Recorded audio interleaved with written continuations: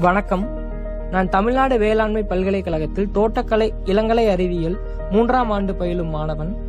தற்போது தமிழ்நாடு அரசு அமல்படுத்தியுள்ள UATT 2.0 உழவர் அலுவலர் தொடர்பு திட்டம் அரசாணையானது என்னை போன்ற பட்டப்படிப்பு மற்றும் பட்டய படிப்பு படிக்கும் மாணவர்களின் எதிர்காலத்தை கேள்விக்குறியாக்கியுள்ளது.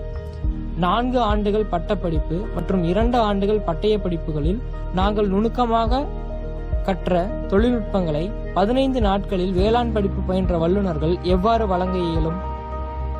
10ஆம் வகுப்பு மற்றும் 12ஆம் வகுப்புகளில் நல்ல மதிப்பெண் பெற்றும் தோட்டக்கலை படிப்பு தேர்வு செய்து படித்து 4 ஆண்டுகள் இத்தனை செயல்முறை படிப்புகளை படித்தும் எங்கள் வேலை வாய்ப்பானது இன்று குதிரை கொம்பாக உள்ளது.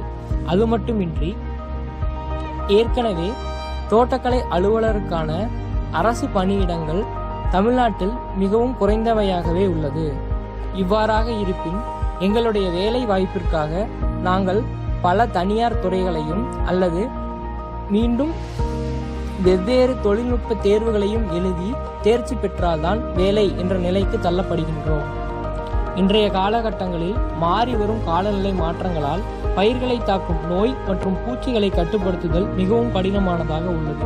பூச்சி மருந்து கடைக்காரர்களைப் போல இந்த மருந்து அல்லது அந்த மருந்து என மாறி மாறி கூறினால் விவசாயிகளின் நிலைதான் என்ன?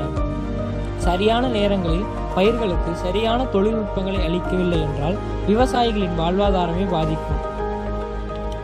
குறிப்பிட்டதாக ஏதாவது ஒரு சீசனில் தக்காளி விலை ஏறினால் பொதுமக்கள் ஒரு நாள் படும் அவஸ்தை அடுத்தடுத்த காலகட்டங்களில் எப்போதுமே நிகழும். அதுபோல தமிழ்நாட்டில் தென்னை, வாழை மற்றும் மலைத்தோட்ட பயிர்கள் விளைவிக்கும் விவசாயிகள் பெரிதான அளவில் வைத்திருக்கும் தோட்டங்களுக்கு எங்கள் தோட்டக்கலை வல்லுநர்களே சரியான அறிவுறுத்தலை வழங்க இயலும்.